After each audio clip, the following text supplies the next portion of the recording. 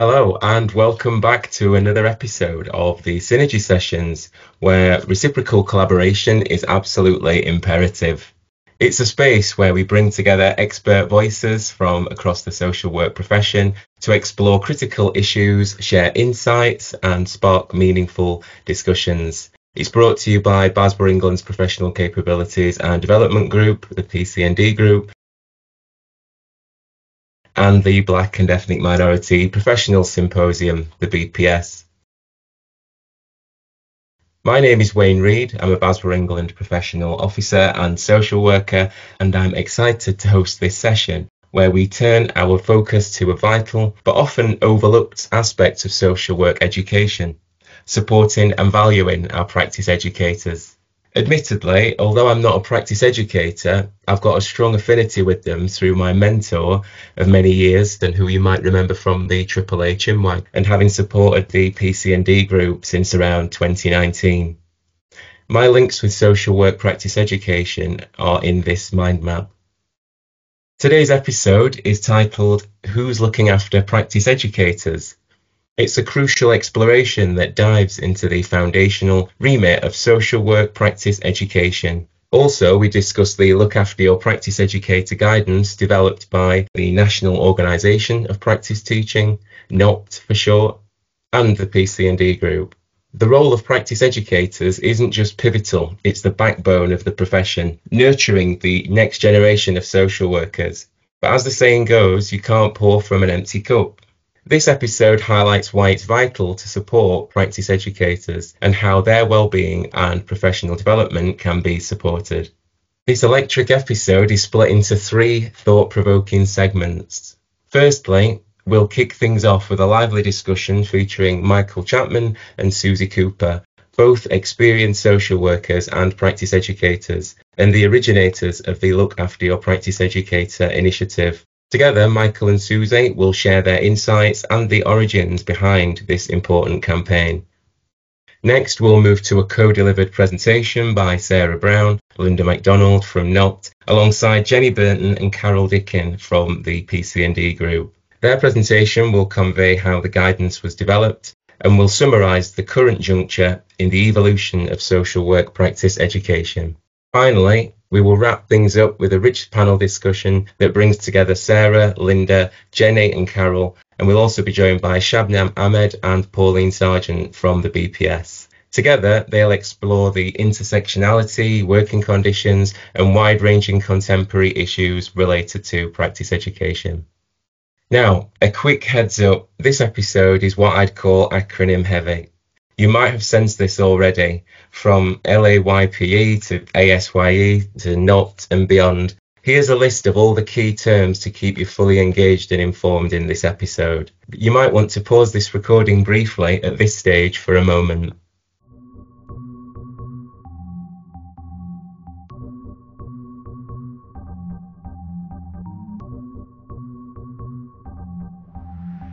But for now, sit back, stay curious and get ready as we explore, celebrate and learn from the incredible work of practice educators. Let's dive into episode 4 of the Synergy Sessions.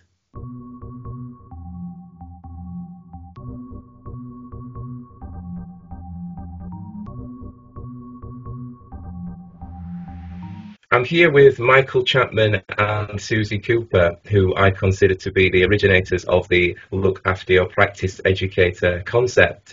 And I'd like to introduce Michael as a member of the Professional Capabilities and Development Group, along with Suzie, and they're going to tell us a little bit about how the guidance came to be. So Michael, if I could come to you first, please. Yes, I've been a social worker for nearly 50 years now as a practitioner manager and latterly policy and practice manager. And I became a practice educator following my retirement from that role. And I'm now actually retired from being a practice educator, but obviously I was working to develop the Look After Your Practice Educator during that time when I was working as a practice educator. I see. Thank you, Michael. 50 years, that's a long time, half a century. It is, isn't it? Yeah, it's a real contribution to social work. Thank you. And Suzie, if I could come to you next. Yeah, so I'm a relative newbie compared to Michael. I've only been qualified since 1997. Worked in practice, worked in practice education. I've worked for other organisations, a regulator, universities, currently working as a principal social worker in adult services, but just can't break my ties from practice education. And a fellow northerner like myself, which is good to hear. Okay, so thanks for sharing your professional background with us, Suzie and Michael. I'd like to talk to you then about the Look After Your Practice Educator guidance.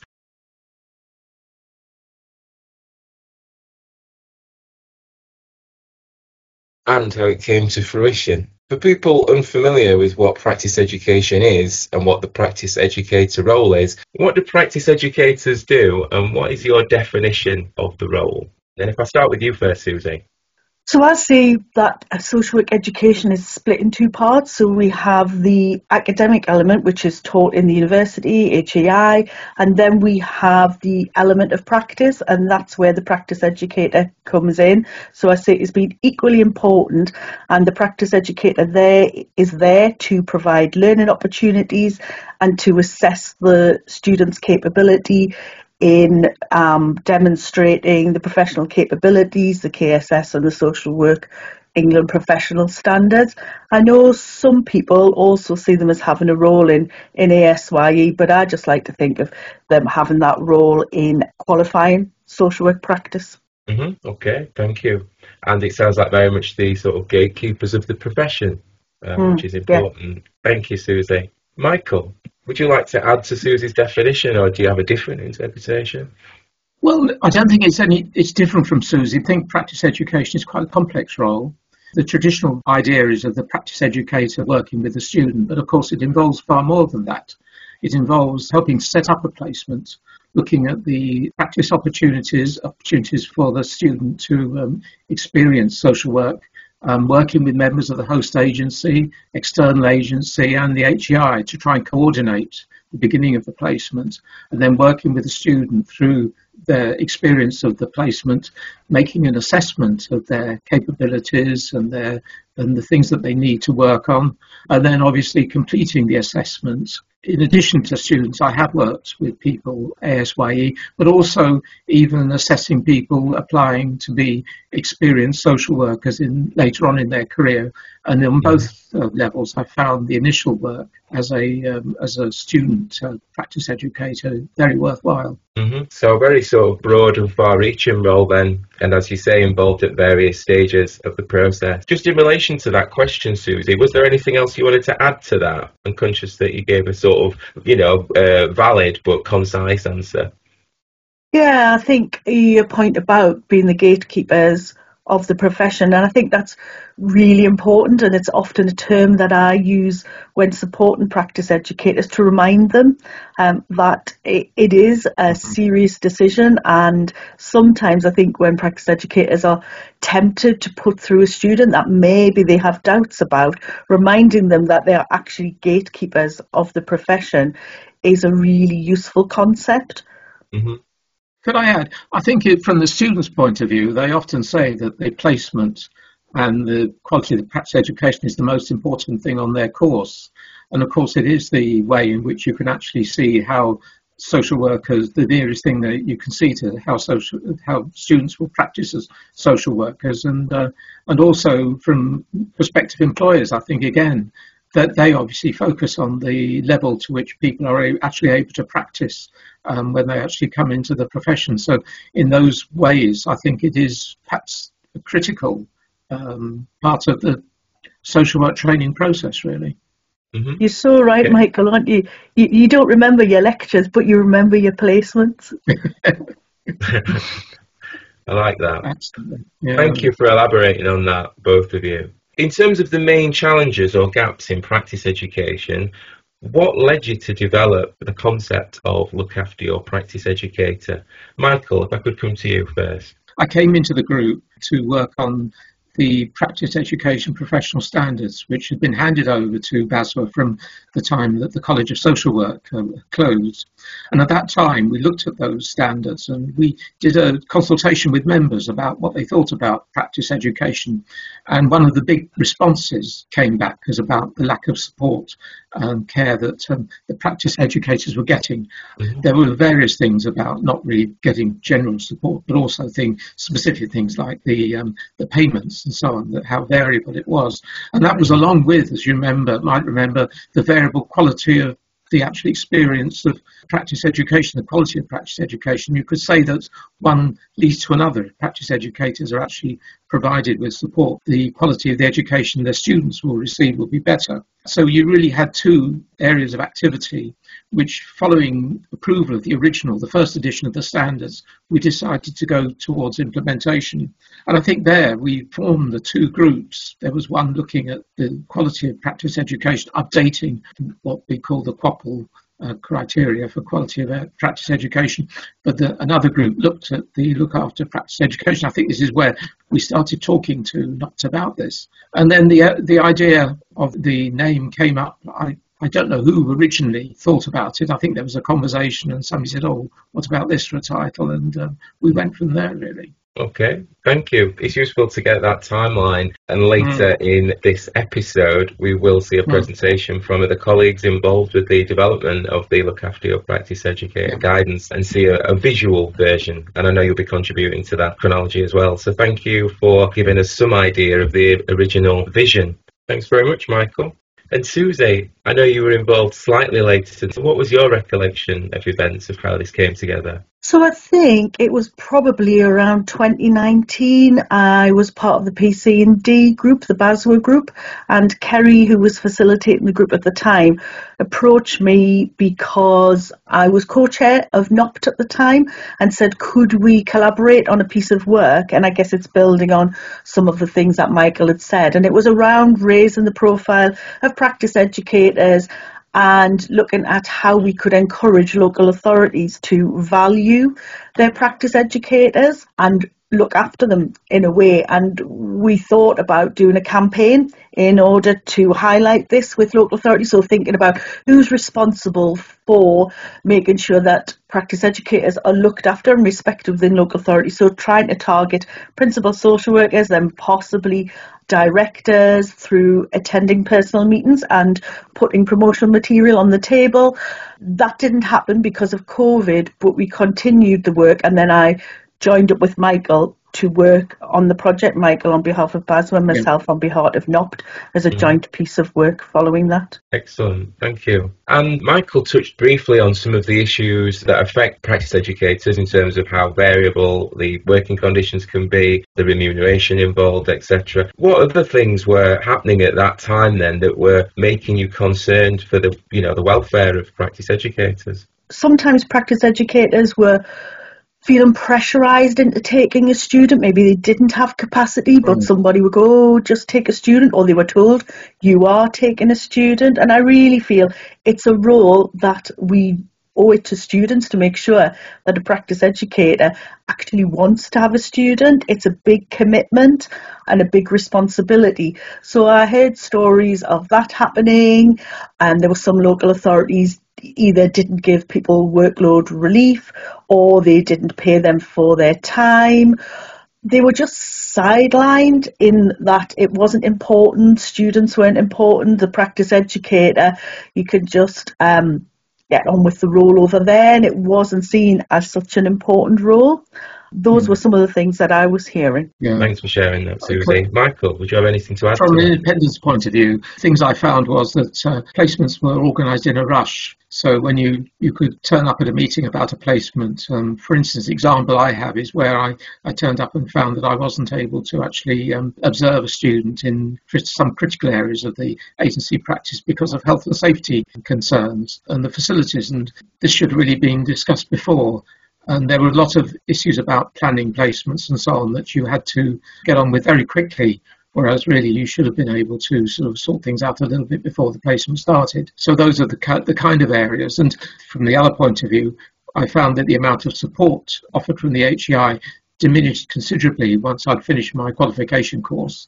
And it was very difficult to get meetings and discussions with relevant people, particularly even with fairly minor issues you might have wanted to raise as a new practice educator. It was just difficult to find people to talk to. So I think you found, as independent practice educators, you can sometimes find your way out in the cold a little bit. Mm-hmm, mm-hmm. In some organisations, I know of an organisation where there was no dedicated support, so I believe you should have a dedicated, qualified practice educator whose responsibility it is to support other practice educators. And I know that's not always possible in small organisations, but I do think in local authorities that should be provided. But I know that sometimes that provision and that support came from somebody who wasn't social work qualified, may have been in an administration role, and therefore the support offered to practice educators might not have been the support that was actually required. Mm-hmm. Okay, thank you both. To summarise then what you've said, the practice educator role is a gatekeeping role about maintaining standards, ensuring the right students come through to become social workers, and those very people, in a sense, are not supported to undertake their role effectively because of working conditions and the pressures on them, hence the development of this guidance. And that's now brought us to a stage where we have the guidance, it's been rolled out and it's been implemented and utilised. So thank you for that. If I could ask you next then, just for people who are unclear, shall we say, around the distinction between the Look After Your Practice Educator guidance and the Practice Educator Professional Standards, the PEPs, could you just give us a brief idea of what the difference is between those two documents? If I could come to yourself first, Michael. Yeah, the Practice Educator Practice Standards covers the whole aspect of practice education in terms of the process from the time that a practice educator takes on a student all the way through the assessment process, and is the core document, if you like. The Look After Your Practice Education really focuses on the area I mentioned, on the amount of support organisations should follow, enlarges that and goes into more detail, and actually explains why that is important. And the difference is in many ways. It started off being a sort of call for action rather than a procedure, if you like. So therefore, it's really started to serve a slightly different purpose. More like the beginning of a campaign rather than as a policy. That makes sense. Yes, the standards are very much around procedure and the guidance is around sort of best practice. Thank you. Suzie, is there anything you'd like to add to that? I think I would just agree with what Michael has said there. It's very much, sometimes we hear organisations saying they keep losing their practice educators, and I would say go back and look at that Look After Your Practice Educator guidance, see how many boxes you can tick on that list, because that's the way that you keep practice educators. You give them respect, you nurture them, and there's guidance in there around how to do that. And how would you say that the finished product then, the current guidance that we have around looking after practice educators, how does that compare with the initial visions that you spoke about? The initial part, the guidance which is aimed mainly at local authorities, is very much how I imagined. It's the pointers, it's a little bit of a checklist for people to think, do we do this? Do we pay our practice educators? How are they supported? And I think it went on and was developed to look at independent practice educators, rightly so. At the time, I guess I was so being local authority employed practice educator centric. And actually, it's a really good addition there. There's very little around for organisations to go to say, what do I need to put in place if I want to procure the services of an independent practice educator? So I think it has a lot of value. Thank you. Michael? Yeah, I think when we look at the original vision of what we were trying to achieve first, if you look at the poster which we produced, I mean, Suzie really did this, produced the poster. The poster itself, I think, really provided the first impact and showed the concern that Basel had about practice education. And I also think that by coincidence, after that, Social Work England began to start talking about practice education in a way they hadn't done before. So I think that, that's coincidence. We went into more detail because, as Suzie quite rightly says, we had the pandemic. It wasn't really possible to run a proper campaign.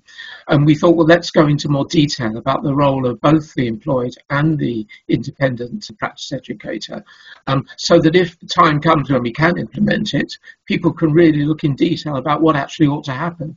And then we brought those two things together in one document, which is the one that's gone out now. And I think that's the impact that it's having, that some employers, let's do this, this is sufficient detail for us to put in a first-rate practice education system. And I think maybe the fact that we've done a more detailed guidance then really helps that. It sounds like you're both more than satisfied with what's been achieved through the kind of conception that you had initially, and then how it's been taken forward by yourselves and others as well. So really pleased to hear that. What would you say your hopes are for the future of practice education? Well, I'd like to see more examples of how the practice is being implemented and things have improved. We haven't yet had the evidence back to say, look, we've taken this within our authority to improve practice education. I'd like to see that happen. I also like to see, I've said many times, I don't think everybody agrees with me. I'd like to see the practice educator, the practice development educator role that was moved forward to help social workers through their career into sometimes the most difficult years, when you've got past the initial enthusiasm of being qualified and you're working on a career and doing your CPD and being able to get support in doing that and developing your professional identity further. So I'd like to see that happen. Okay, thank you. And it sounds like you're keen to hear back from organisations that are utilising both the PEPs and the Look After Your Practice Educator guidance. So we would welcome that. Okay, and Suzie? Yeah, I'd echo some of the things that Michael said there. For me, I'd like to see that practice educators are valued. So that for me would mean pay for independent practice educator is looked at. It's remained static for so long. I'm surprised that we can still get independent practice educators to carry out the role. And I think they do that because they're dedicated, and it's often not for the financial recompensation. It's because they enjoy working with students and they are dedicated to the role of practice education. I'd like to see the Social Work England register annotated to include practice educators so that they are given an elevated status. I'd also like to see a reduction in the several sets of standards that social work students are assessed against. There's the Professional Capabilities Framework, the PCF, there's the KSS, the Knowledge, Skills and Statements, and they are the Social Work England Professional Standards.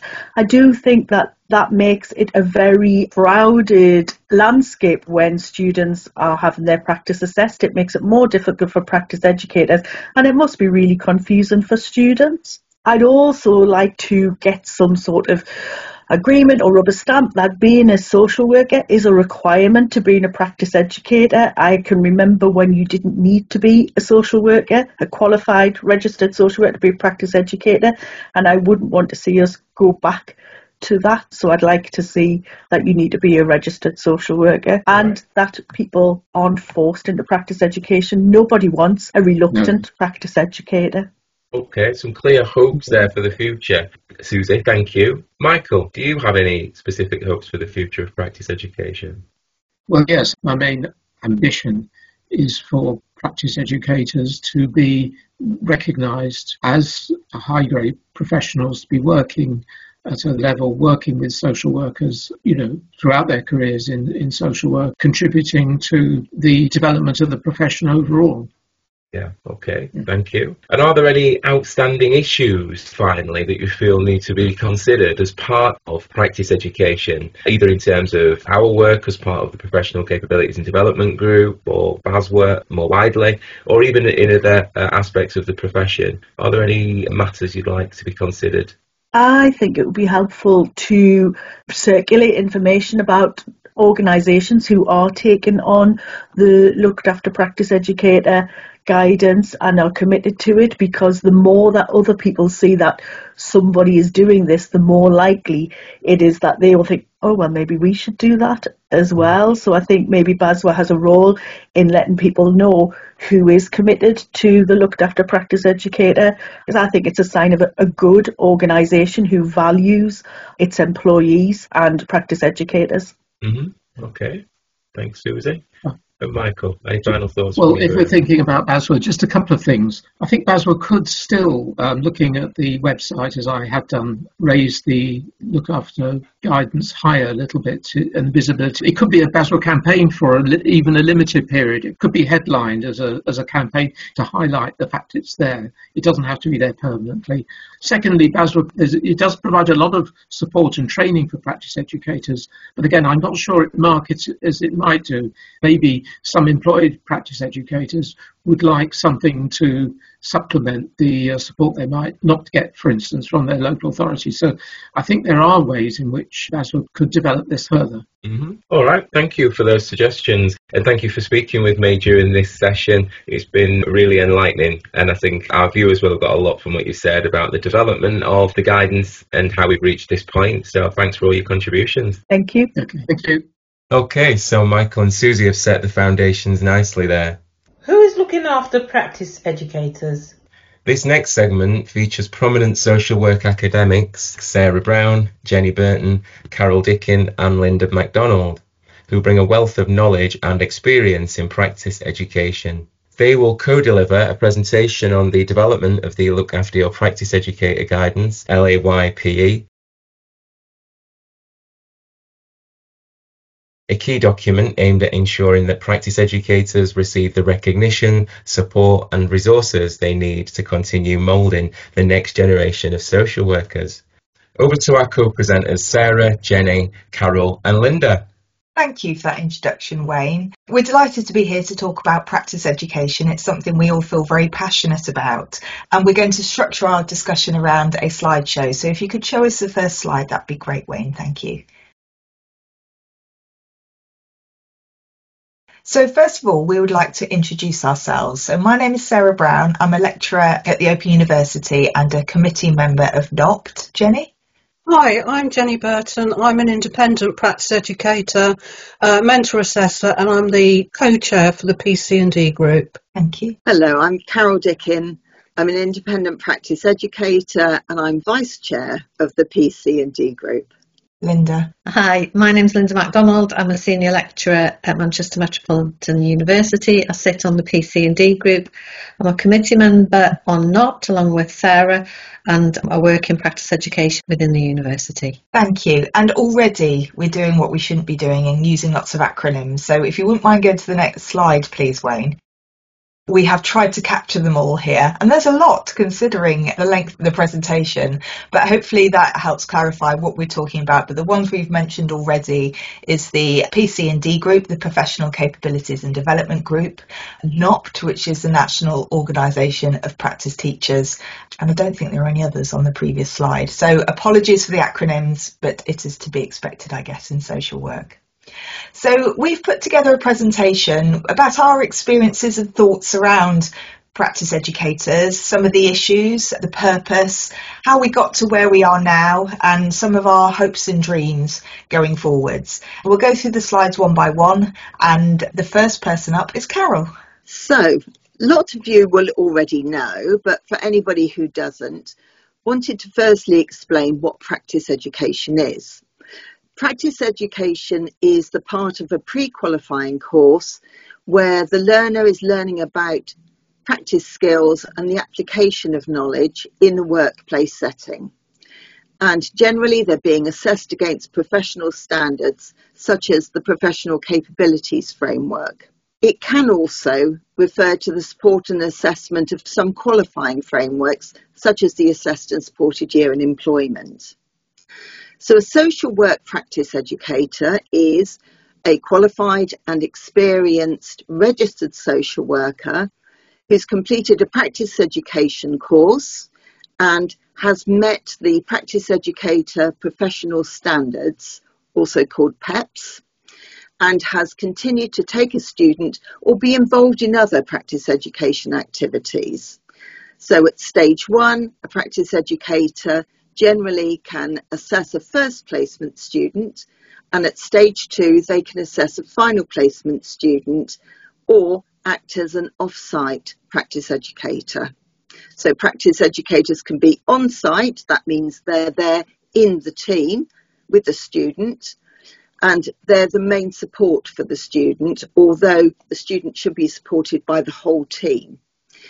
And they'll be involved in allocating work, providing supervision, as well as assessing and teaching the learner.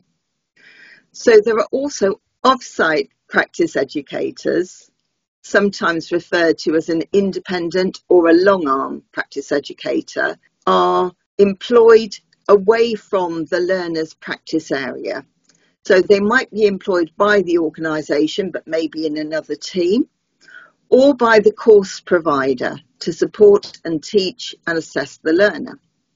And if there's an off-site practice educator, then there'll be an on-site supervisor, and they will do the day-to-day support for the student.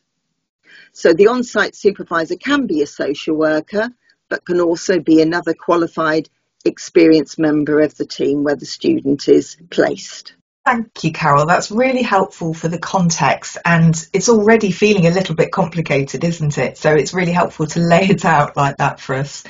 I'm going to hand over now to Jenni. Thanks, Sarah. So I'm going to be looking at some of the burning issues for practice educators, which I think many of us will resonate with. So, I mean, the first thing really is about the scrutiny that practice education is under from our regulators, Social Work England, continuing really to develop and consult on the education and training standards, the professional standards, and looking at introducing the knowledge, skills and behaviour. So it's a very complex and crowded assessment structure that's been around for a while, but to me it seems as though it's just sort of getting more complex, and I think that is an issue. The second issue really is around management support. It does vary from team to team, and quite often it's poor. It's really varied in terms of how much workload relief is provided, how much line management time is available, personal supervision. Also, for those practice educators who are still in training, quite often there's a gap between doing the PEPs 1 and the 2 if it's a 2-staged programme.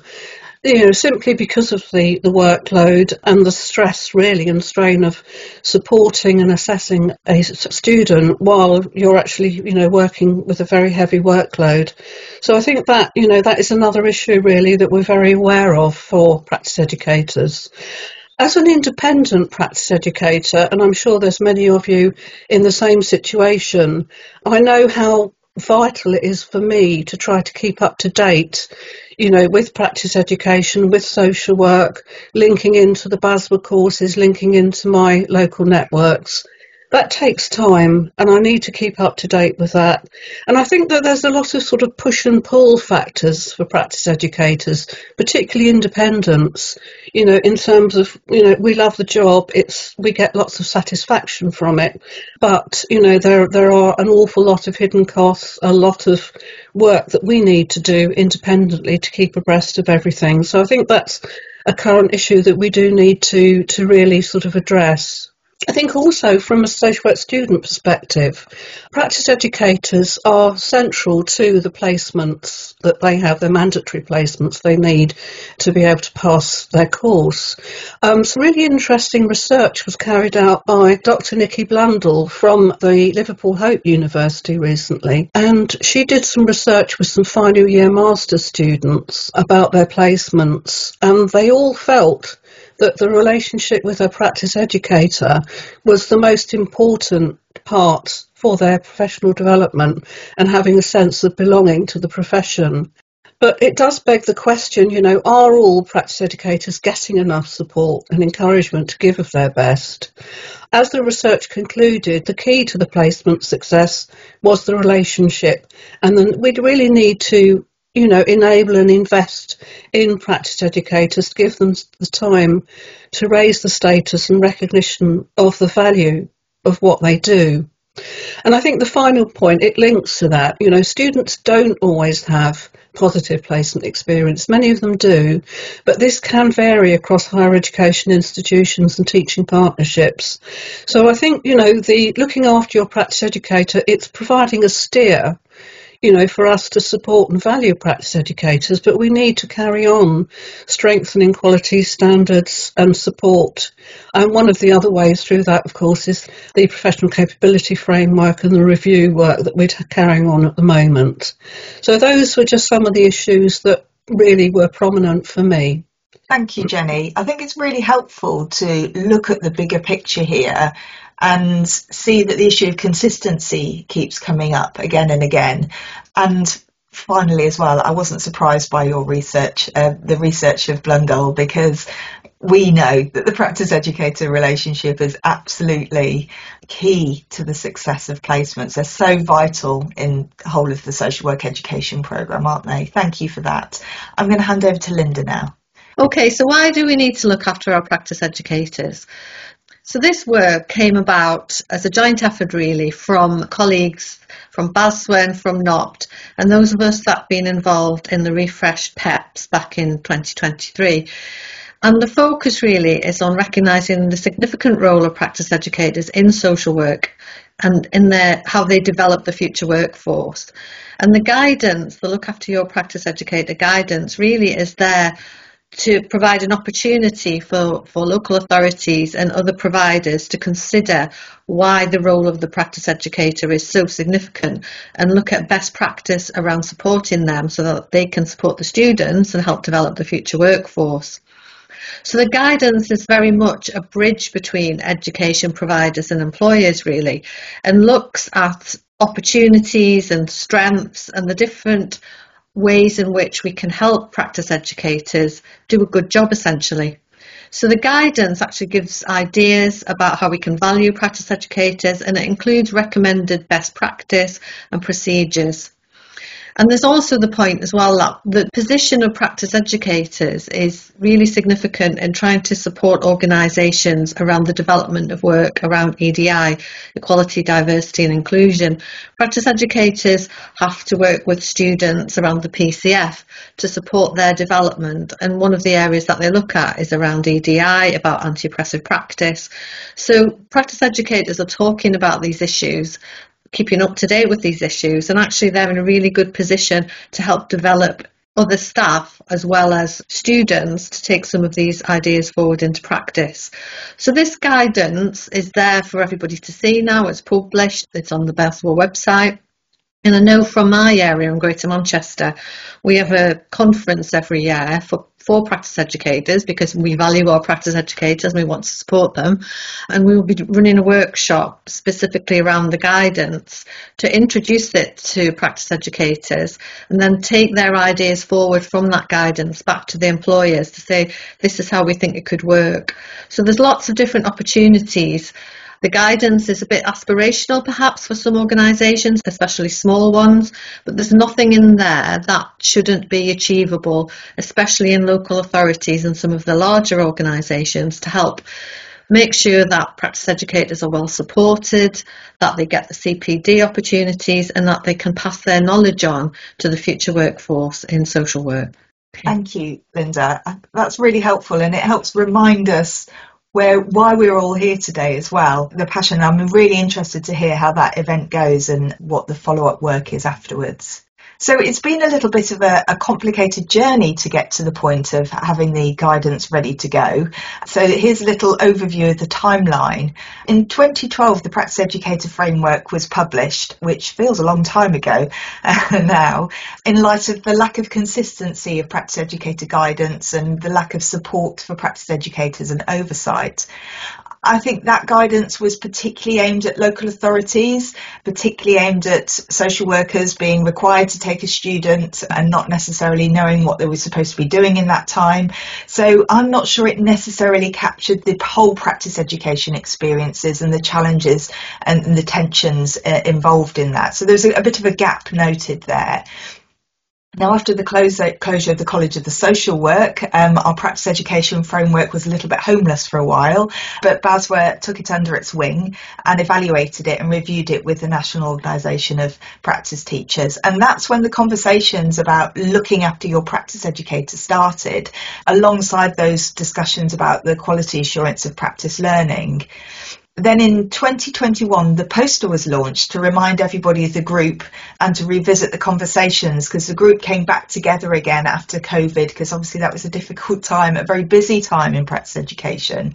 So the group came back together and then launched the poster to, remind everybody about those conversations we started having earlier on and revisit those ideas about what does looking after your practice educator look like.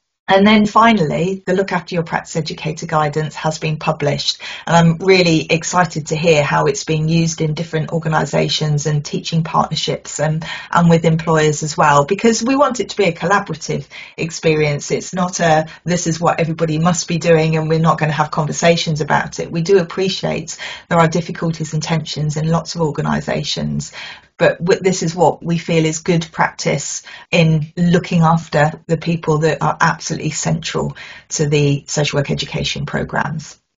So we thought we'd finish off on a positive. And we thought we'd finish off by saying what our hopes and dreams are for practice education. And my name's there first, so I'll go first. So my hopes and dreams are some equitable practice education and student experiences across the whole of social work education from independent and employed practice educators. Jenni? Yes, I think really it's about giving practice educators the time and investing in them so that they have got the space and the opportunities to access continual professional development, right from, when they're training, right through for experienced practice educators who sometimes feel, well, what is there for me? So it's about looking at the career structure and looking at suitable opportunities for people to progress. Thank you. And Carol? Right. Well, for me, it's really important that all practice educators are able to access supervision in terms of their practice education activities, whether they're employed or whether they're independent. So that particularly if they have a difficult situation to deal with or just something that they found upsetting or something they want to celebrate, that actually they've got somebody that they can do that with. Thank you, Carol. And Lynda?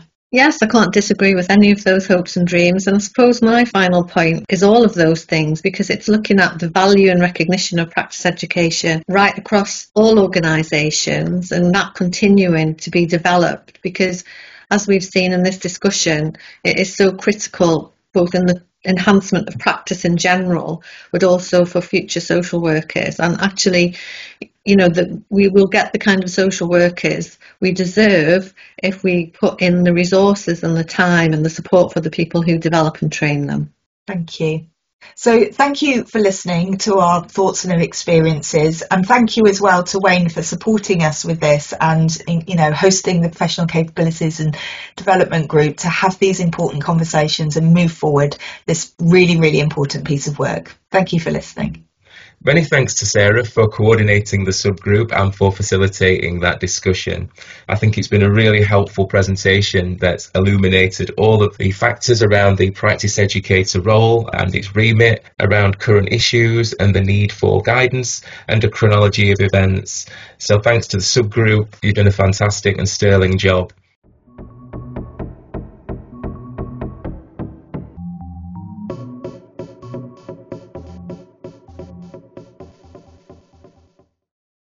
Most social workers know that high-quality practice education is essential for preparing students for the realities of frontline social work. However, the role of practice educators has several pressure points due to the increasingly complex and crowded assessment structure, inconsistent support, and limited recognition, especially for independent practice educators who often operate outside of formal organisational frameworks.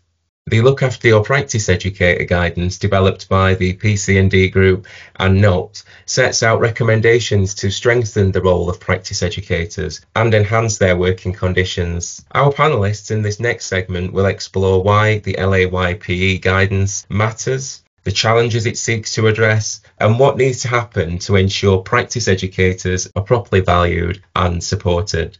Expect an insightful and thought-provoking discussion that gets to the heart of how we build a sustainable, high-quality practice education system. So let's move things along and jump into the conversation. Over to our panel. Who's looking after practice educators?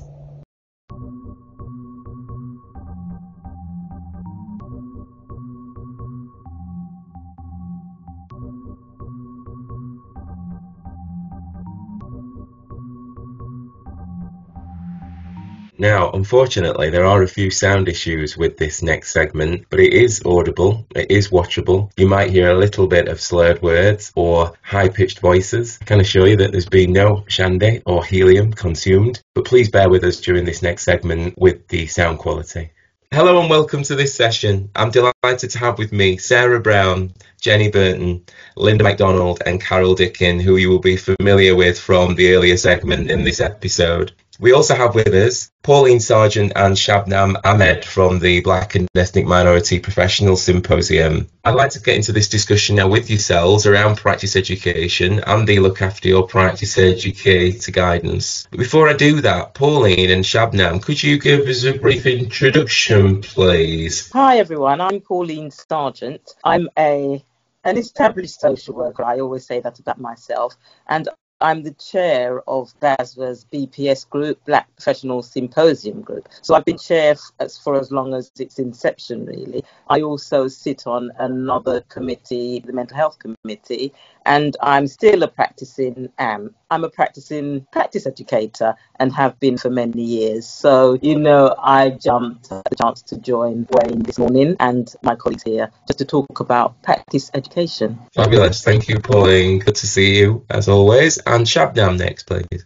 Good morning, everyone. My name is Shabnam Ahmed. I am a registered experienced social worker, an independent social worker. I'm also a member of this fabulous group, the Black and Ethnic Minority Professional Symposium, and like Pauline, I've been a part of that group since its inception, and I am a practice educator, a very passionate practice educator, so I'm really, really pleased to join everyone here who are also very passionate about practice education. So thank you for the invite, Wayne. No problem, and always a pleasure. I'm really looking forward to this conversation with you all regarding practice education. I think it would be good to get straight into the thrust of the discussion. So I'd like to start by asking, does the Look After Your Practice Educator guidance do enough to highlight the real issues of practice educators? Our viewers will have seen the work that's taken place to get to this point in terms of publication. They will have seen your presentation in the previous segment to the subgroup. But what are people's overriding views regarding the actual guidance? So Jenni, if I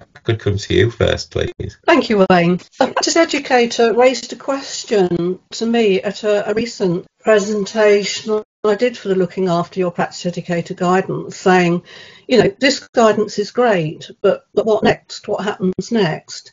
And I thought that was a really good question to ask because, it is best practice guidance, but it doesn't stand alone. There's lots more that needs to be done, to build on some of the really good principles and information that's in there. So I think really it's a catalyst for action. And I know that some local authorities and teaching partnerships are really being quite proactive about the guidance and using it. So, for example, to map some of their practice, some of the ways that they support practice educators. Thinking about the employer standards, which were updated, I think, in 2020, they aren't mandatory. And so I think that has quite a big impact really on, there can be pockets of really, really good practice, but sort of thinking across the country, there may be more that needs to be done. And this was picked up by Social Work England when they did their scoping review in 2023. And I think that picked up on the fact that, we do need a national steer for looking after practice educators and for practice education, even though they did pick up some pockets of really good work.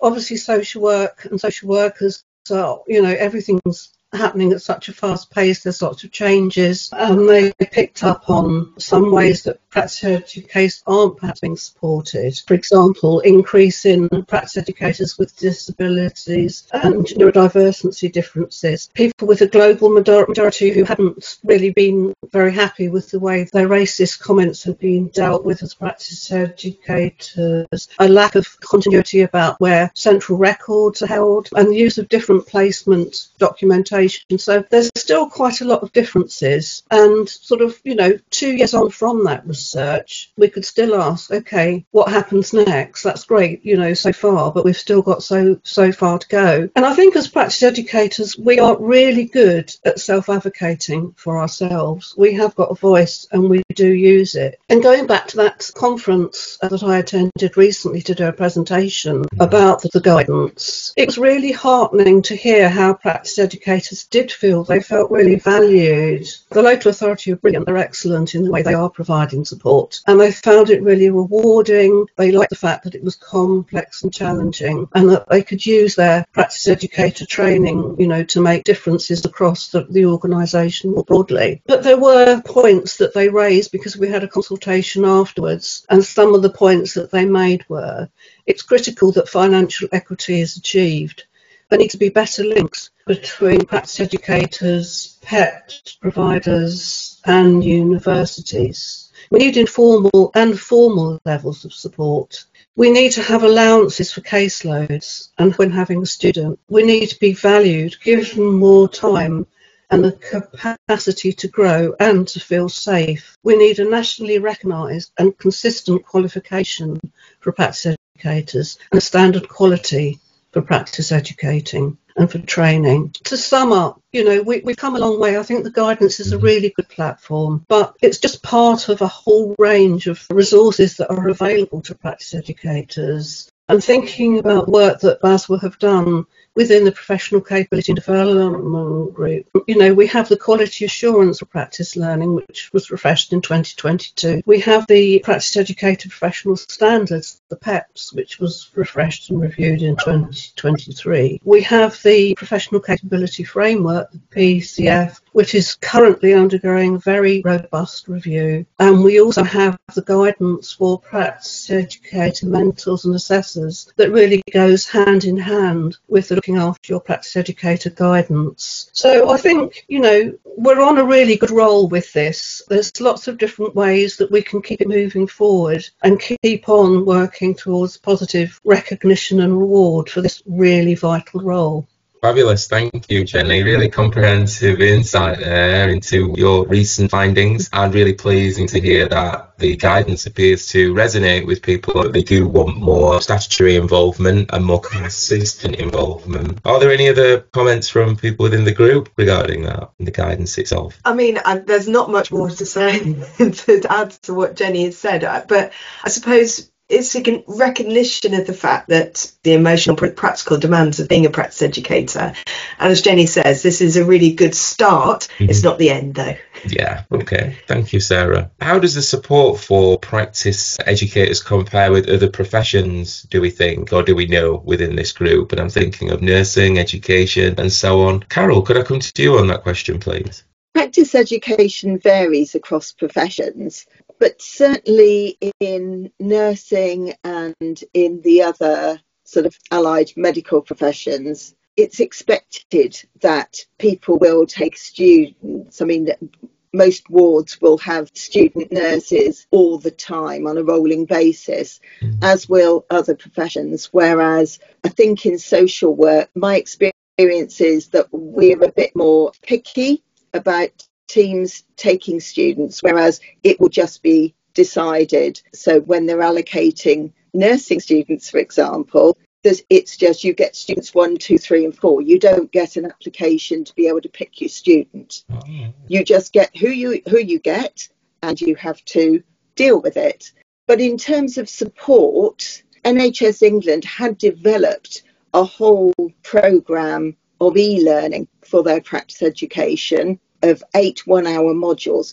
But now NHS England is being abolished. They're kind of bringing all their functions under the Department of Health and Social Care.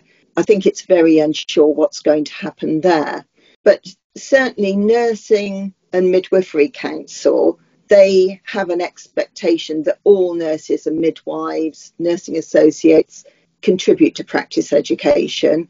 And they also say that other professions can supervise students. So it's a bit like in some of our maybe voluntary agencies and other organisations where students are placed. But the same as social work, assessors have to be qualified in their profession. And they also have to keep maintaining their knowledge and expertise of that area, and also support for their involvement in practice education. However, the details of exactly what that means tend to be left to higher education institutions and practice partners. For allied health professions, so that's kind of physiotherapists, paramedics, occupational therapists, whatever, they have what's called the 4 pillars of practice. And one of those 4 pillars is education. But anybody working in an education role can supervise students. And sometimes people are expected to be supervising students from the point of registration. So as soon as you're a registered professional for that profession, you're expected to be able to support a student, which is quite different from our 2 years, and then you can start your training to support a student. Although people do some supervision before that, I think. So, yeah, there are similarities, there are some differences. Interesting. I was just making a note of some of those differences and similarities. Very interesting that anybody could supervise students in some of the other professions as well. And it seems like the importance of practice education is embedded perhaps more deeply in other professions. So that's interesting. Thank you. Thanks so much. Any other comments on that? I just wonder, and I don't know enough about it, but just some conversations that I've had in the university that I work in, because obviously I'm in a faculty where the health professions are trained, and I've spoken to different professionals. I think the difference for me is around the fact that social work being such a values-based profession, that we expect practice educators to really get down to the detail around that kind of, I don't know, a bit about the emotional labour of social working, about people's values, in a way that I don't think other professions do. And I could be totally wrong there, but that's not the impression I get. So yeah, I'm not saying that, if you're a student nurse, that you won't have conversations about person-centred care, which I'm sure you would have. But I think we expect our practice educators to really get into the detail of people's experiences, their values, their commitment to social justice, or their understanding of trauma at a level which I don't think they do in other professions. But I'm starting to be corrected on that, which I think makes it slightly different, which is why I think we have to have practice educators who want to do it and have put the hand up to say that I want to support student, rather than here's your student for the year. And I think that's really important difference. It sounds, Lynda, from what you were saying, that you think social work is a kind of an exception in some ways because of the value base. And I think I'd probably be inclined to agree with that to some extent, having worked in different multidisciplinary teams and environments before in the past. I think social work is quite unique in that respect. But you'd hope, wouldn't you, as part of partnership working, really, that those values would be still evident. So thank you. Our next question is, are practice educators remunerated appropriately, and what are some of the inconsistencies? We've already touched on this slightly, I think, in some of the discussion, but Sarah, could I come to you on that question, please? Well, the very simple answer is no, but we'll give a bit more depth to that. So the payment is through the daily placement fee, unless you're on an apprenticeship. If you're on an apprenticeship, there's no extra payment. The employer pays for the practice educator and they have their own arrangements. But for other learners, it's through the daily placement fee, which is through the Education Support Grant monies, which was last reviewed in 2014, so over 10 years ago. And it looks like £20 a day. Now, there's different ways in that £20 a day gets chopped up and the ways in which it's allocated. So it's retrieved by the higher education, the HEI, the university, and then it is passed on to the people delivering practice education in various ways. Sometimes some is given to a work-based supervisor as a portion of it, and sometimes a portion is given to the practice educator. Sometimes the practice educator doesn't see any of it. It's put in the team, and obviously you'll also have independent practice educators as well. The payment is not enough because it doesn't reflect the complexity of practice education. I would say in the last 11 years, it has become more complex.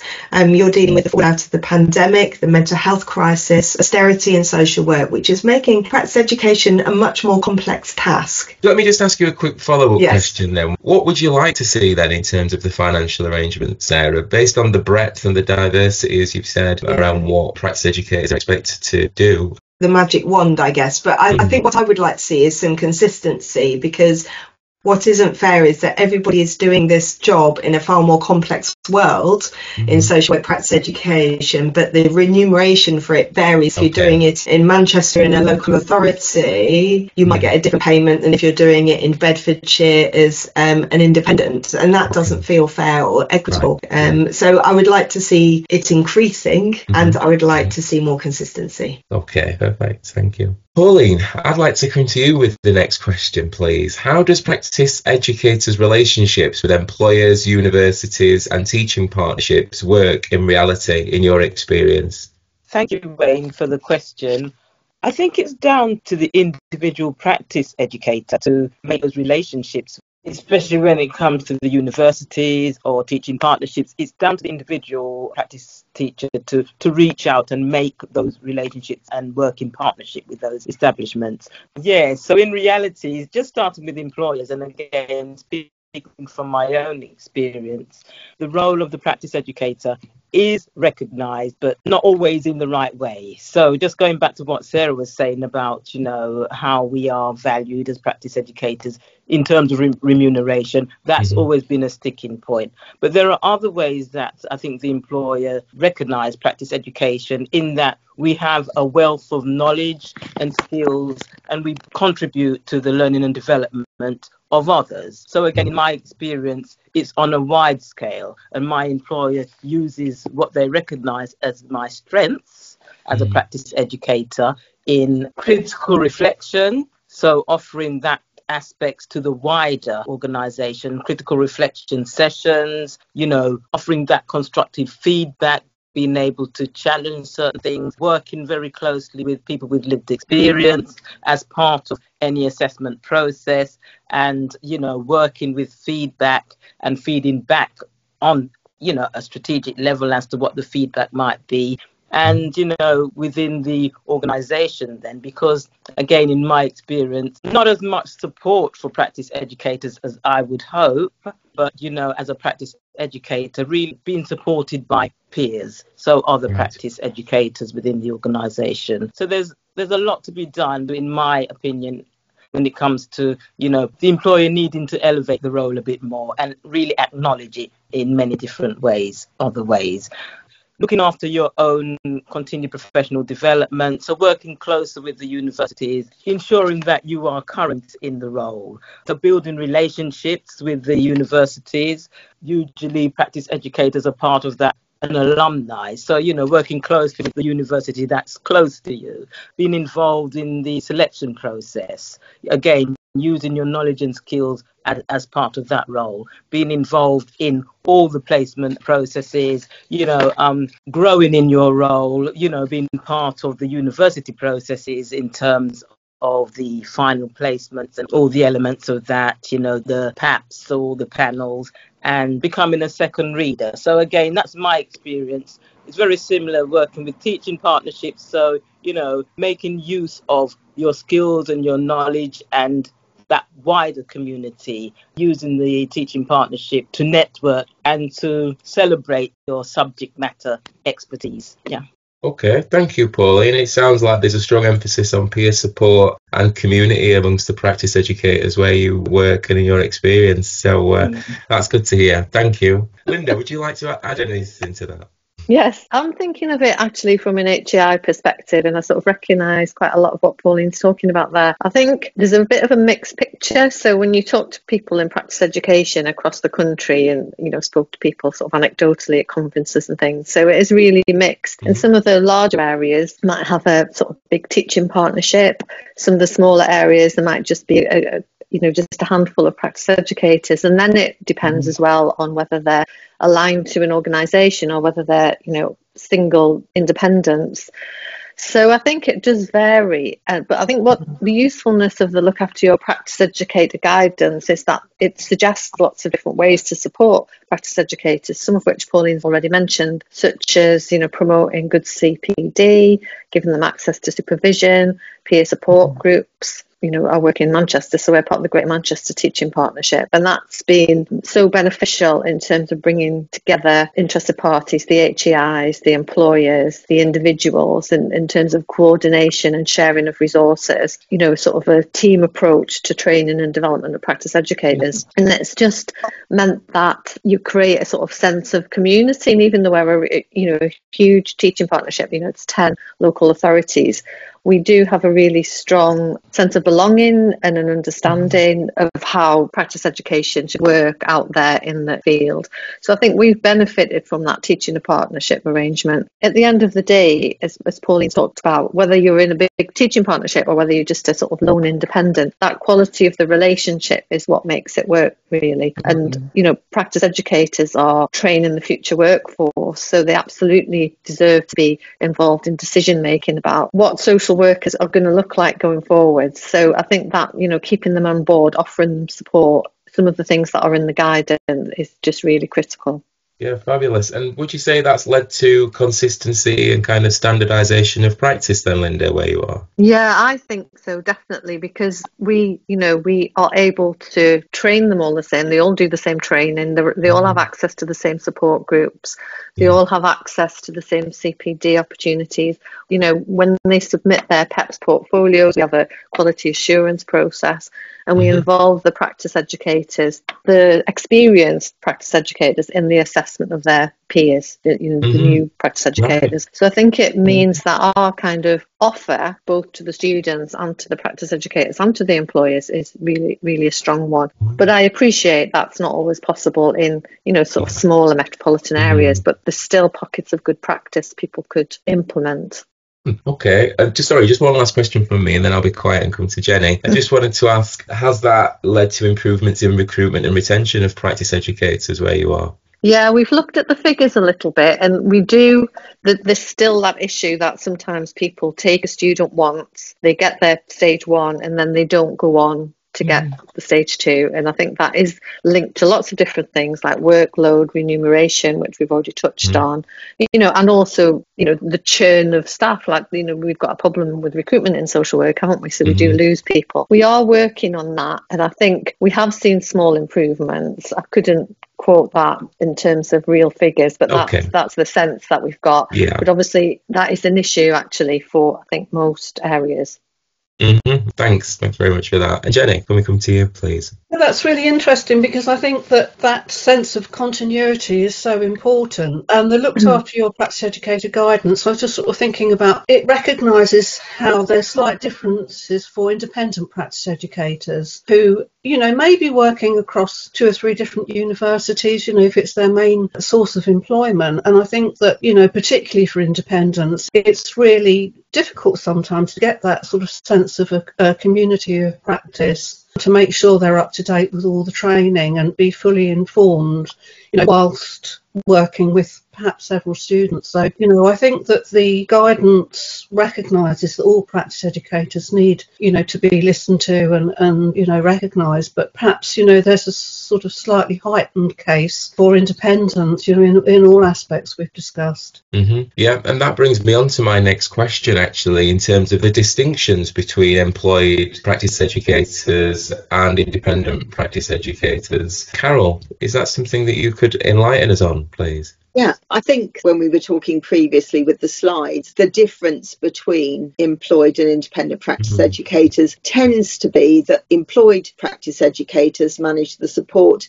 allocation and supervision of the learner's work, as well as teaching and assessing the learner.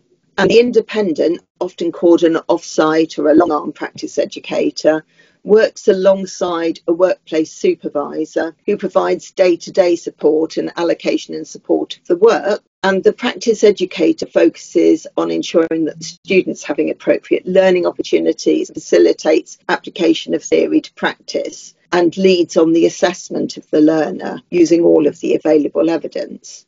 Employed practice educators are usually undertaking their role within the context of their work within a social work or a multi-professional team. The extent to which their practice education is considered part of their work or them being expected to complete it in their own time varies, I think, across the country, as does the support that they might get from managers and supervisors who are also qualified practice educators. So that can be a really positive thing for some people. And there are a lot of managers who are qualified practice educators out there, but others really struggle to get this part of their role acknowledged or even to be allowed to take students, because the manager will say, oh, well, you're too busy with the day work and not really looking at the big picture about the need to provide really good quality placements. So independent practice educators receive a payment for supporting and assessing students. But as was said earlier by Sarah, it's taken from the daily placement fee that hasn't been increased for many years. The amount that independents receive is variable across the country.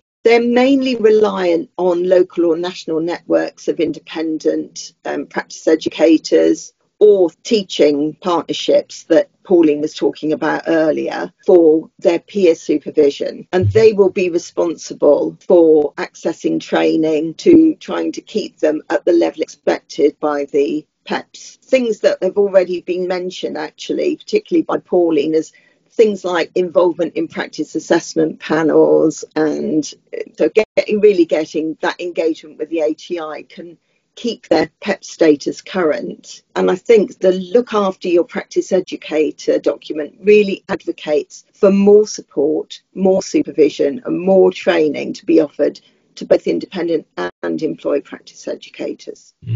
Thank you. That gives us a very clear distinction of the roles and the issues. Shabnam, I'm conscious that you've been sat waiting patiently. I'd be really interested to hear your perspective. Have you tended to undertake the role as an employed practice educator or as an independent one, or both? Yeah, I've been a little bit of both, Wayne. So I've done the employed practice education. Definitely, that's how my journey started into practice education. And then as an independent practice educator, or how I've contributed to that, is through the practice assessor role, where I've observed practice educators undertaking supervision for their students, and then I've given them feedback. And so that's been that independent role that I've been involved in, but also been involved with some independent feedback on students that have unfortunately not passed or, are heading towards a fail. So I've been brought in through that element to give my independent view. So that's been very interesting. But just listening to my colleagues, it's just really clear to me that perhaps education comes with some real challenges, actually. But just listening to some of those, I also see a real powerful opportunity in recognizing just how much it enriches our profession and strengthens that future practice, because we practice educators protect that gate, don't they? We're kind of like the gatekeepers for that profession, and I know how passionate all of us feel about that. But I think this guidance, looking after your practice education guidance and all the other guidance that Jenni so helpfully outlined for us, I think it gives a renewed opportunity now for universities, organisations, teaching partnerships to just come together and take stock of all that's available in print, but also in practice, and really think about some of the really important questions and insights that are coming up today. I'd really be interested to be part of future discussions really on how some of all of this that we're talking about here, how we can move forward from discussion to action, really. How do we implement some of this more meaningfully? Because in my role as a practice assessor, a common theme that I've observed is the PEPs refresh guidance isn't familiar to practice educators. And it's not until I kind of pull it out of my bag and say, okay, have you looked at this? Anti-racism, poverty area practice are key elements in this document. Think about this for your second observation. And it's the first time that they're becoming aware of it. So what more can we do to really try and embed what we're talking about here today into practice. Thank you, Shabs. Yeah, and that final point, I mean, it sounds like there's just a real opportunity there, isn't there, for further promotion and dissemination of some of these documents and take up by partners and other key stakeholders as well.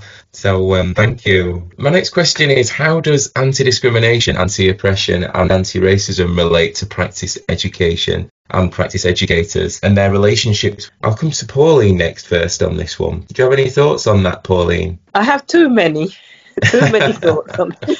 For me, it's down, and I think I said this before, it's down to the individual practice educator to do some self-directed studying, research and so forth. Because this role, yes, we all know this role, that we find ourselves in is so important. And when it comes to the power and the authority that the role holds, Shabnam and many others have mentioned that, we're practice educators, again, I'll speak for myself, I'm a practice educator, I'm a practice assessor, I'm a mentor, and it's all the kind of very similar roles, but for different learners. In any of those roles, it's about the relationships that we're building with that learner.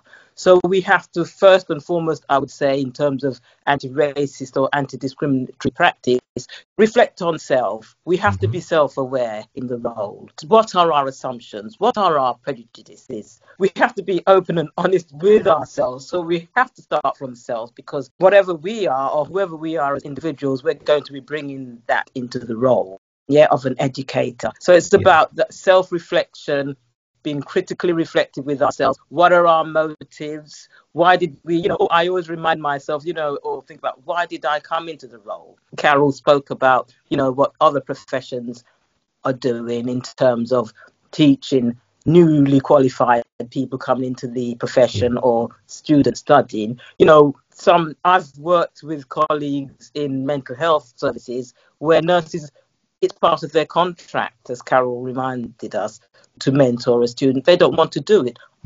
I stepped in because, as far as I'm concerned, that's a learner, regardless of the fact it's not a social work learner, but it's a learner nonetheless. And if I have the skills to help and guide that person, I will, and then hand them over to the appropriate person. So it's about self. Why did I, keep reminding ourselves, why did we come into the role?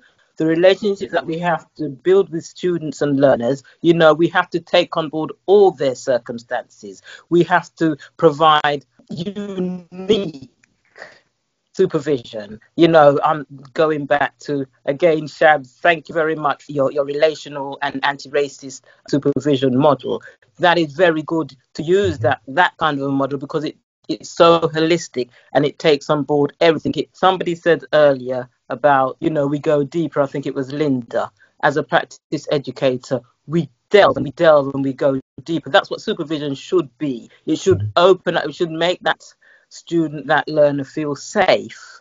I always used to say to my students, there's always something I can learn from you. Again, my CPD.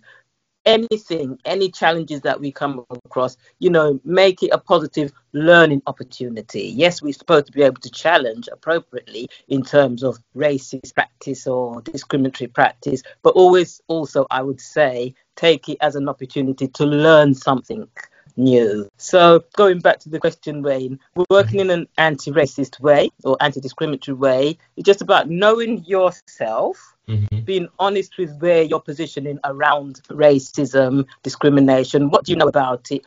What can you do about it? How can you help your students to know their rights? If they have a protected characteristic, how can you help them and support them? And it's about being able and willing to take action whenever necessary if, you come across racist or anti-discriminatory practice, wherever that might be. So there's a bravery around, it's okay for me as a woman of practice educator, woman of colour, to say these things. But again, I have to do the same because I'm working with diversities of experiences and diversities of ethnicities. Get to know your students and your learners, because there are so many nuances within the scope of diversity. So it's about getting to know and making those connections with our learners. Okay, thank you, Pauline. Thanks for sharing your wisdom on that. And Shabnam, could I come back to you, please, in terms of that question? Yeah, thank you, Wayne. Hopefully I won't repeat what Pauline has so passionately shared. I saw the question as 3-tier, really, so I split it up, but they all kind of relate. But just the starting point, I think, practice educators are social workers, and social workers sign up to core values, like Lynda was already saying and said earlier. Those values hold particular strength in social justice, which, of course, these principles that we're talking about, anti-racism, anti-discrimination, anti-oppression, are a strong part of. So I think not only these principles are fundamental principles for social workers, so they're hand in glove for practice educators, but these principles are beyond ethical imperatives as well for practice, because they're core competencies also for practice educators. We are expected to demonstrate these. And as I was saying earlier, there are a number of very helpful documents for practice education. Jenni kind of highlighted all of them, I think, but the PEPS Refresh document specifically draws their attention to anti-racism, anti-oppressive and poverty-aware practice. But I guess having said that, I recognise this also goes hand in hand now with our Look After Your Practice Educator guidance, which builds on from the lens that practice educators, both independent and employed, also need more support, supervision and training to be able to do this well. But at the same time, educating, so that practice educator comes with a responsibility. And again, I think I said this earlier, responsibility to gatekeep, to ensure standards. We're responsible for that gatekeeping, but also, like Pauline was saying, responsible for our own learning, our relearning, and then responsibly teaching, supporting, assessing, and making a decision really about whether we're going to kind of unlock that gate. It comes with a lot of power, a lot of good power. So these principles for a practice educator, I often say, are like surgical gloves to a surgeon. Technically, one shouldn't practice without the other, really, should we? They just go hand in hand. So for me, I think that a practice educator moves forward with the same compass as the social worker. But the difference is that compass is not only guiding them, but also guiding those that they are educating in that process, as well as what Pauline was saying about accountability and ensuring equity when we're supporting students who have a protected characteristics, perhaps. So just thinking about it through that lens. In terms of how this relates to the relationship with students and newly qualified social workers, the kind of second part of the question. Again, I think I want to respond to this from two perspectives. The first perspective is through the lens of my experience and exposure. And then secondly, I kind of want to ground that in an evidence base, if that's okay. So for an experiential standpoint, then over the last, as you know, Wayne, for the last 3 or 4 years, I've been facilitating national workshops on anti-oppressive and anti-racist supervision and practice across several teaching partnerships, local authorities, and sometimes in health as well. So these sessions, what I find, are consistently met with high levels of engagement, but very often, most of the time, always with responses that suggest that the content feels new. And I'm quite surprised by that, but the tools also feel unfamiliar. And I think that speaks volumes, because it tells us that there's a clear need for supervisors, for practice educators, to be given the time, to be given the space to pause, like we are doing today, to reflect, and then to meaningfully, I don't want to say engage, or maybe re-engage with these concepts, because these concepts shouldn't feel new to anybody in social work. As I said, from my experience and exposure point of view, it feels like people are hearing them for the first time sometimes. And then also in terms of, if we think about supervision, this is an activity that occurs most frequently when you're a student and you're a newly qualified social worker than in any other point at your career. So this is why I always talk about supervision as one space that offers practice educators the perfect opportunity to model, to teach, to assess these principles. Yeah, because as practice educators, we must be always modelling that, it's about walking on a catwalk, but, we're modelling that inclusive, equitable and anti-oppressive practice all the time through our interactions with the students, and they get to observe that. But as I just want to keep saying, though, that obviously practice educators themselves need that time and support to learn, to relearn how to do some of this. And there's also evidence that tells us that that increased level of support for practice educators is linked to an increase of quality learning support for the students. So we got the evidence that's telling us this. Just turning to the evidence base, research by scholars, Tedham, Kane, Bartoli, Obasi, so many others, clearly demonstrates that the experience of students from minoritized communities differ significantly from those of students who identify as white. So these students often report feeling marginalized, excluded and underrepresented, and that's both within academic spaces and in placement organizations. So I think if we're truly committed, and that's when I say we, I mean all of us in terms of the higher education, the organizations, the teaching partnerships, if we're committed to meaningful long-term change, then it's essential we're supporting our practice educators and equipping them not only to foster inclusion, but how to embed these values in their teaching. So it goes back to kind of what I was saying earlier, real investment in that role. So that's how I think the two link. And then the final part of the question, which focuses on professional development. So in my view, the embedding of anti-discriminatory, anti-oppressive and anti-racist principles within practice education is just a given. It should exist. It does exist. I believe it does. But it needs to be maybe rethought really intentionally. Only then it can truly shape professional development, I think, in lasting and profound ways. So when education, assessment and practice, including supervision, are really meaningfully rooted in these principles, they're going to do more than just create those safe spaces that we refer to. I think it's really, really important. Oh, excellent, Shabs. Thank you for that. It was a real exploration, I think, of practice education on so many levels, what you had to say. So thanks so much for that. I love the metaphor around surgical hands, and the fact that it's a two-way process, I think, is really important as well. Practice educators modelling behaviours, as you've said, but also learning themselves and being open to learning, and that gatekeeping role, which is really powerful in terms of holding the standards within the professions. So thank you. Are there any other comments that colleagues would like to make around the relationship between social justice and practice education? Just to say that Shab covered everything that I would probably want to say in a more eloquent way than I could ever do. But I think what's really important is that I alluded to it earlier when I was talking about the difference between social work, practice education and perhaps other forms of practice education and other professions, is that core value base and that need to really be explicit about that.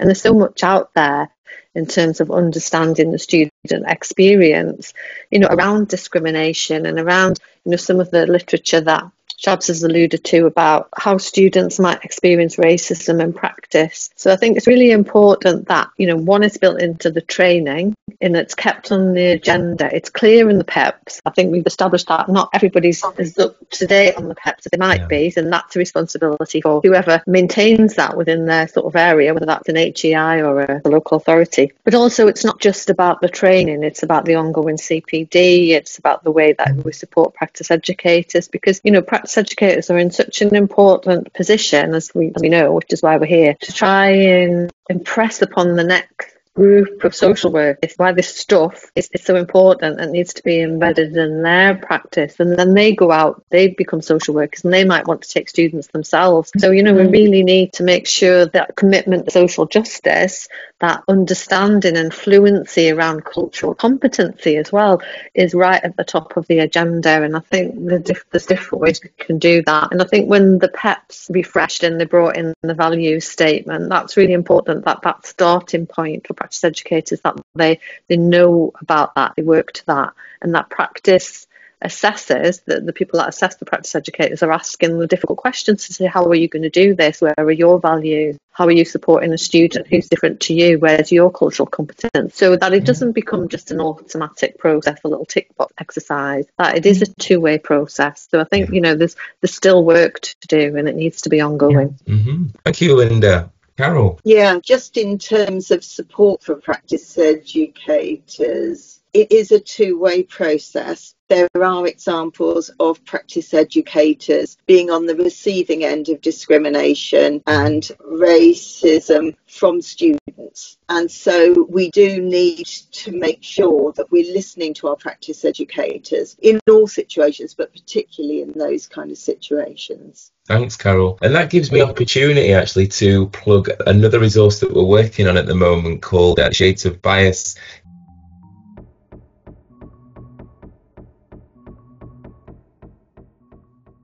case study template, which I think will help to capture some of those scenarios and others that social workers find themselves in. So thanks for teeing me up there, Carol. I'd like to just conclude the session with each of you just giving me just one sentence or so around what gives you the most pride, really, in being a social work practice educator. So if I could start with Jenni, please. You have the privilege, really, and the benefits of learning from your students, and as a sort of an assessor and a mentor as well. You know, I think we learn as much from the students as we pass on to them, and I think that's something I really, really value. Thank you, Jenni. And Lynda, if I could come to you next, please. Well, similar to Jenni, I guess we're all going to say quite similar things. I mean, I've been a practice educator for a long time, and my involvement now is not in taking students, but more from an HEI perspective. What I liked and what I still like to see from students is the way in which practice educators, they are the link, really, aren't they, between the education and the practice. It's a standard thing, you know, they come to university, they learn the theory, they learn the skills, and actually they go out on placement, and it's the practice educator that helps them make sense of it. And when that works well, it's absolutely brilliant. And when I've had students, that was the thing that gave me the most pleasure, really, was them thinking, oh, actually, I can see how that might work. I understand how that particular piece of information that I learned from university works in practice, whether that's something like, I don't know, using a theory, attachment theory, for example, to understand how a family functions in reality. Being a practice educator and helping them sort of get those light bulb moments and actually supporting their development. And so that's really important. And that's what I really enjoyed when I was practice educating. So seeing them at the beginning when they're very nervous and they go out on placement and they're very worried, to actually at the end of the second placement when they're just about to qualify, you're talking to somebody who's very professional, who understands what they're doing, they've got much more confident, and it's just really nice to see that. And it is a journey, but it absolutely is a journey for students, and I find it quite emotional actually seeing them at the end of that journey where they're just about to qualify, and I think absolutely can see you look like a social worker now. Excellent, thanks for sharing that with us, Lynda. Shabnam, if I could come to you next, please. Yeah, so I think like my colleagues have said, for me as well, it's that reciprocity, that reciprocal element, you know, as a two-way gift. It's not just about teaching, assessing and making those decisions. It's that dialogue where you both grow. So I think that fuels me the most.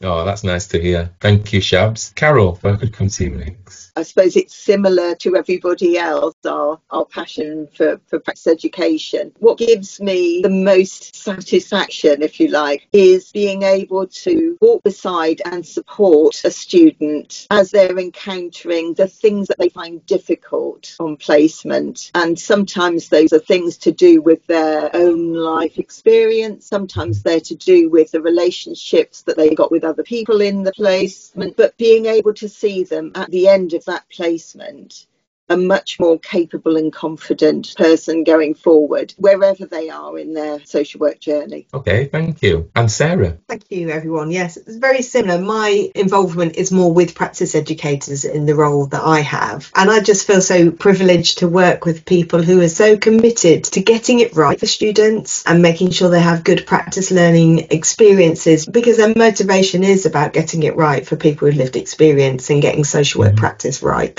I'm just amazed how everybody pushes on despite these challenges to get the best outcomes for the students and the people who receive social work services. Oh, lovely. Thank you, Sarah. And Pauline. Thank you. I know somebody mentioned it being quite an emotional role to be in, and I do agree. I'm an emotional person anyway, but what makes me proud is that after, 20 odd years, I'm still what I describe as working on the front line, still supporting students and learners and enabling them, and I love to get feedback. That's what helps me. Constructive feedback, whether very positive, being described as the social work queen the other week, because of that role, because I've been in the role for so many years, seeing people come through and seeing their development and, getting that positive feedback as well as the not so positive, I'm always learning, and that's what I love to learn, to reflect on my practice. I'm like a dog with a bone sometimes, and that perception that,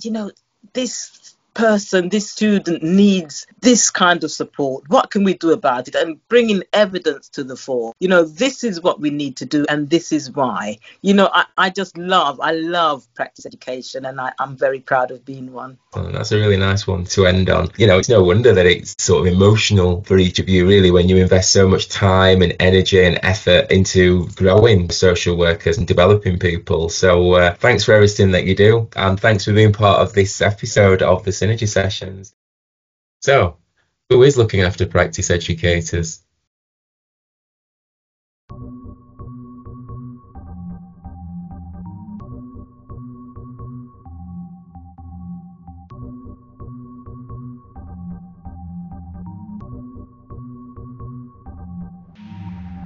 Thank you for bearing with the subpar sound quality in that segment. I hope you were able to decipher everything that was said. Before we wrap up this episode of the Synergy Sessions, I want to leave you with a lasting reflection.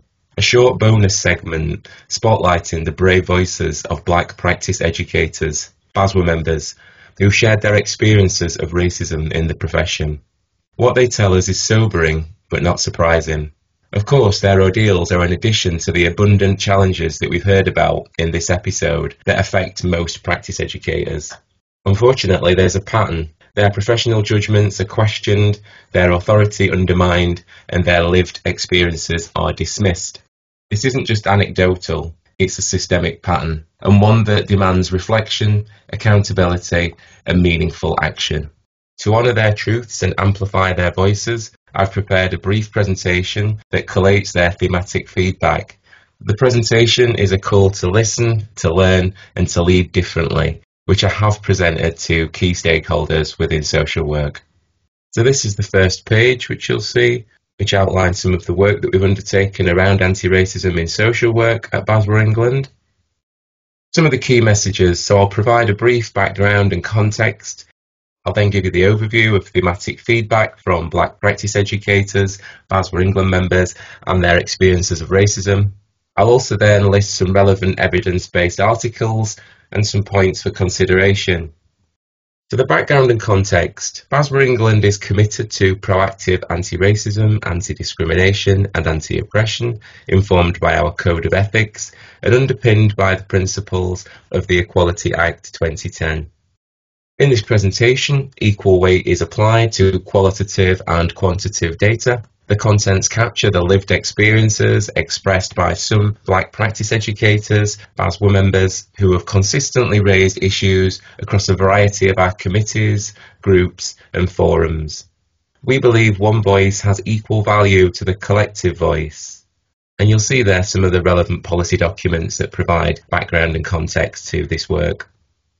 Some of you already familiar with our work on anti-racism in social work will be familiar with this infographic on the 4 dimensions of racism, which are institutional, structural, internalised and interpersonal.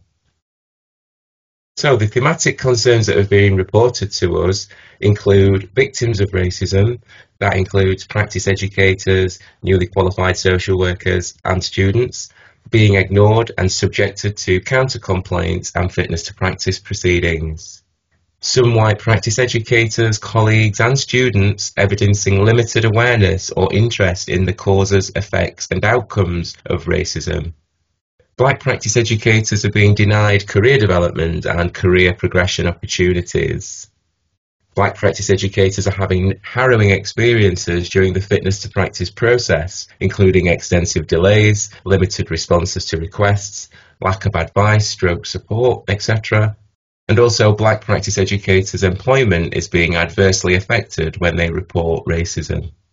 Some of the barriers to reporting racism are included in this next slide. The majority of Black practice educators who contacted us either did not report the racism they experienced or regretted doing so. People who did not report incidents stated they didn't want to damage relationships with management, colleagues and teams, etc. They were worried that they would be subject to increased scrutiny and potentially more serious abuse. They were worried that their employment could be at risk of termination. They did not believe their claims would be taken seriously or that a fair and reasonable process would be followed. And also they lacked meaningful protection and support to challenge racism. These experiences, whilst qualitative reports, are inconsistent with the stated policies relating to equality of opportunity for everyone employed in the social work profession. This is the cross-section of relevant evidence-based articles that I referred to earlier. Most of them are in community care and available online. You'll see there's a real extensive and wide-ranging list of articles there. I have to say that this extensive list of articles suggests a willingness to address the issues, but the length of time since their publication and the lack of action since is really quite worrying and concerning. Here are a few points for consideration. Black practice educators reported some hesitance and reluctance to accept students due to not being supported when they experienced institutional and interpersonal racism. Based on the experiences outlined above, Black practice educators might be less likely to choose social work as a long-term career, exacerbating the well-documented recruitment and retention issues. Without addressing these issues, employers and institutions remain oblivious as to why Black social workers do not apply for certain positions, leaving key roles vacant. Social work risks being perceived as a hypocritical profession that is not able to comply with or enforce its own code of ethics or social justice principles, which can be reputationally damaging. And finally, there are some actionable recommendations included in the article How to Promote an Anti-Racist Culture in Social Work. I thought I'd end with a slide just outlining some of the collaborations, projects and work streams that we've delivered on in Basborough, England. Thanks for listening to that presentation. I hope it was informative. Thank you for watching episode 4 of the Synergy sessions, which I hope you found edutaining and enlightening. As always, our motto of reciprocal collaboration has been clearly exemplified by our knowledgeable speakers and those vital insights they've shared. Special thanks to our contributors and panellists who've brought a wealth of experience and diverse perspectives to this critical conversation about supporting practice educators. From the LAYPE originators to our colleagues from NOPT, the PC&D group and the BPS. I'm sure you'll agree this has been an absolutely unique masterclass in collaborative learning. Many thanks to Sarah Brown for leading the subgroup and to Pauline Sargeant, who's been an ever-present in the Synergy sessions so far. Remember, supporting practice educators isn't just about gatekeeping and maintaining standards, it's about nurturing the very foundation of our profession's future. The discussions we've had today feed directly into our broader mission of promoting excellence in social work, and we hope to positively influence the current conversation around practice education. Stay engaged, stay committed, and most importantly, let's stay true to our values of social justice and professional excellence. This is Wayne Reid for Basborough, England. Until next time, full respect to social work practice educators.